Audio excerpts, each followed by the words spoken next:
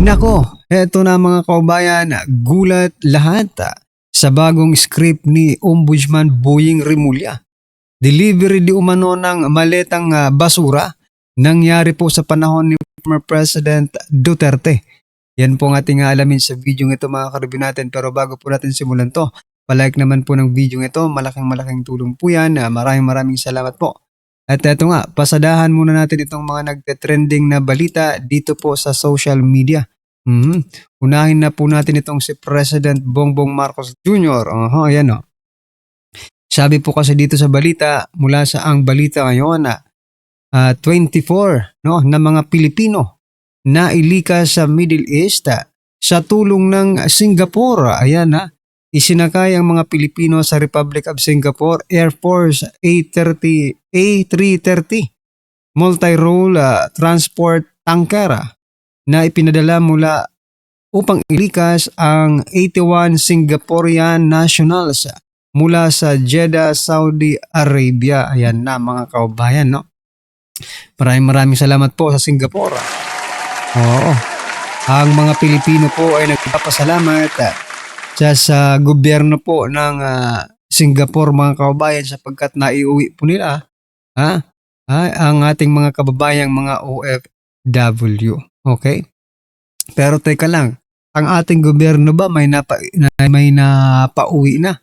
Buti pa yung Singapore, may napauwing Pilipino, pero ang ating gobyerno walang naipauwing Pilipino pa. Correct me if I'm wrong kung meron na po. Kung meron po, edi salamat kung meron, di ba? Pero kung wala, ito po ay nakakahiya, di ba? Pero inaisip ko lang mga kababayan, yung ginamit pong eroplano sa dukot kay former President Duterte, dapat pinasabay nyo na yun sa Singapore. Diba? Para mas marami pong mga OFW ang mga makanakauwi. Ay grabe, eto sumabog po ang ating mga kababayan sa pangyayaring ito. Sabi po dito ni Ednalda Fernando, ganun na lang ba yun? Ang responsibilidad na sana'y akuin ng Pilipinas ay ginampanan ng ibang bansa. Kahiya naman sa administrasyon ni Marcos at iba pang mga gumawa at iba pa ang gumawa sa halip na siya dapat ang unang gumawa ng hakbang para mapauwi ang mga OFW. Ay, malita nga naman, buhay nga naman. Correct, di ba? At saka there is no, wala pong, hindi po kinontak ng hindi po kinontak ng Pilipinas ang Singapore na sige. Pasabay nyo na yung mga Pilipino. Hindi po ganoon ang nangyari. Nagkusa po ang Singapore. Napasakayin po yung ating mga kababayan, no? Buti sana kung sinabihan man lang ni President Bongbong Marcos Jr., pupunta ba kayo? Pasabayin nyo na para at least, di ba, yung responsibility parang naako niya pa rin. Pero hindi po ganoon nangyari, no? Sabi po dito ni Ana Isedra, my President Super Sara, ayan, if you don't like my post, that's your problem. I speak for myself, not for the other people. Negativity not welcome. Full stop, end of story. Ayan, palakpakan po na. Talagang siya. That's good. Kasi parami po tayo ng parami, no? Sabi naman po dito ni Bobby, pag ayaw, maraming dahilan. Pag gusto, maraming paraan. Correct. Diba? Sabi po dito ni Jower, mas malala pa sa dalawang credit grabbing si Junior. Pag uwi ng mga OFW dito, for example lang, sasabihin ni President Bongbong Marcos Jr., eto na. Nakapauwi po tayo ng 21 OFW mula Saudi Arabia. Eto na po sila. Parang ganun ang mangyayari, di ba? Tapos, photo ops.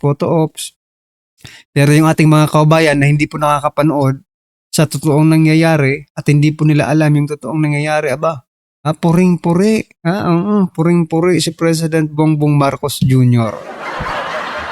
Anyway, ano po ang inyong opinion dyan mga kaubayan? Just comment down below. At eto, bago po natin i-play yung kay Rimulya, pasadahan muna natin itong si Junvic, nilampaso po ni Junvic Rimulya si former Speaker Romualdez. Ito po.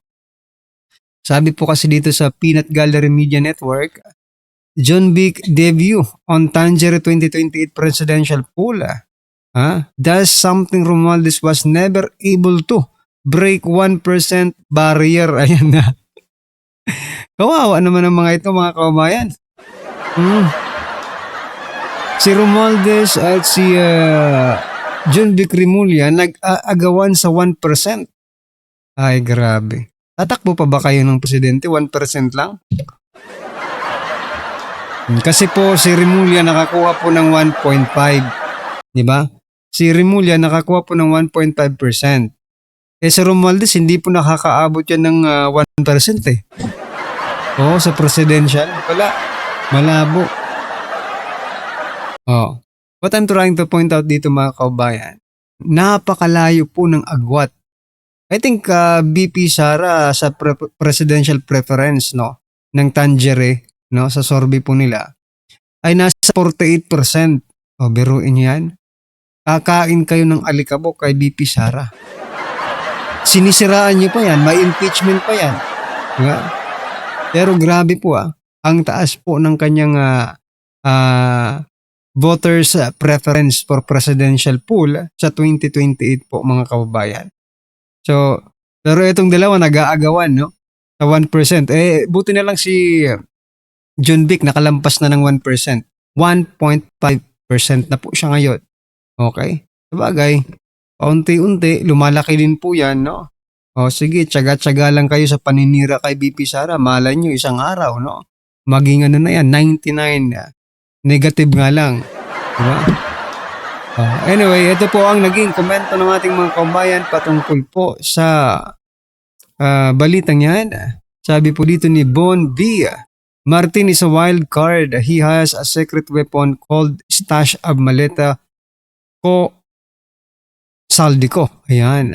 The 1% barrier break killed me. Ayun na. Group effort. Ayan. So you're saying there is a chance? Hindi ko alam kung yung 1% ba may chance. Sa bagay, yung 0.99% nga may chance pang manalo eh. Pagswerte ka. Pero grabe naman. Kung politika po ang pag-uusapan natin, yung 1%, pag nanalo po ang 1%, mga kababayan, grabe na po talaga yan. Baka may hokus-pokus na po sa Comelec. Sa Comelec po, di ba? Comelec ng maleta. Grabe sarcasm, PGMN. Protect the speaker, protect the maleta. Ayan.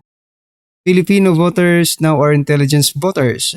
They cannot be deceived anymore. They know who's the real credible and they decide better for the better Philippines. They will support Inday Sara Duterte. Ayan. Palakpakan po natin. Anyway, mga kabayan kayo. So, suportahan nyo rin po ba si Vice President Sara Duterte or dito kayo sa dalawang ito? Ito po, yung isa, buwaya. Yung isa, magiging buwaya rin to. Parehas na itong buwaya, kaso nga lang may, di ba, ang mga buwaya po kasi, parang may hierarchy din po yan eh. Kung sino po yung parang hari at sino rin po yung mga tauhan lang. Paki-comment na lang po ng inyong komento patungkol po dito. At eto, i-play na po natin yung video patungkol po dito kay Ombudsman Rimulya. Duterte na naman. Grabe naman si Rimulya. Eto po yung script. Panoorin po natin. Duterte time definitely yung isa ron. Yung isang na-point out sa akin na nag-18 Marines, supposedly the joint affidavit of the 18 Marines pointed to a delivery to one of the Congress persons, one of the congressmen or congresswomen.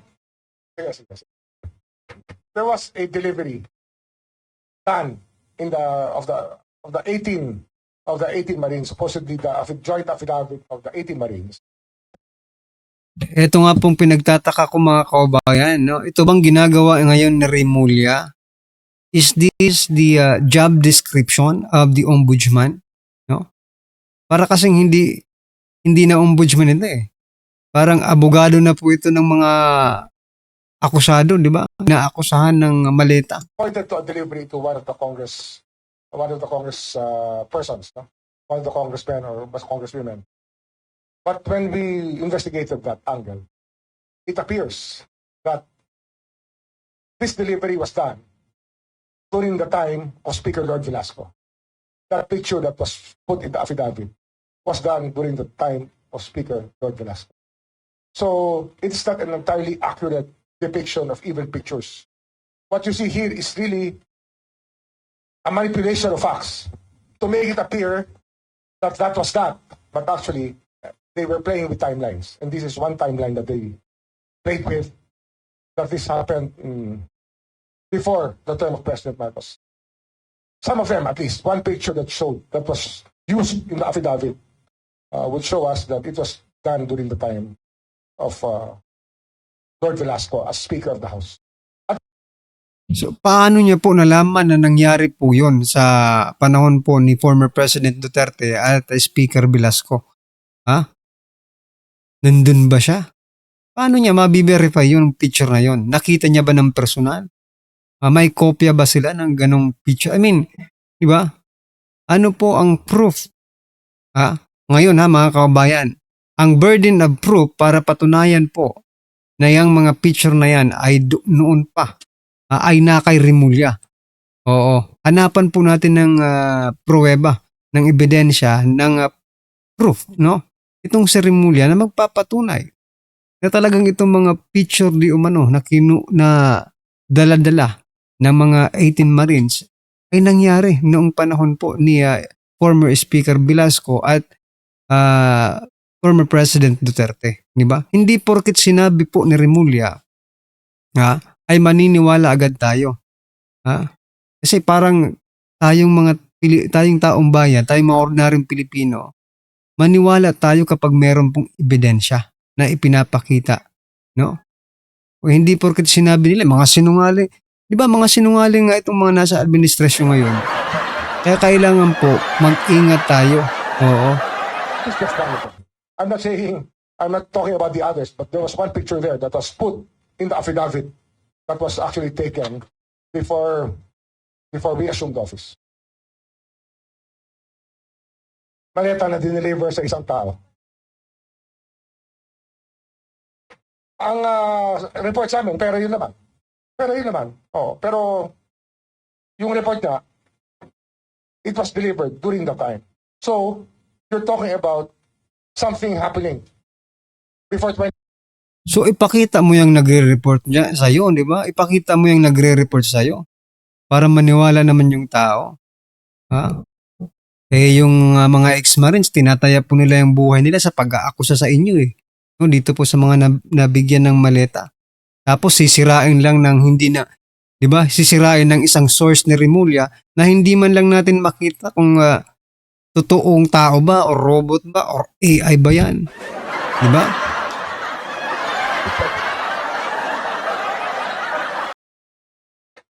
Ano dito?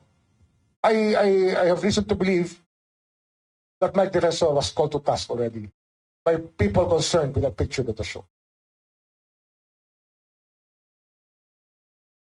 He was instrumental in putting together the affidavit. I think we all know that. He's not denying it anyway.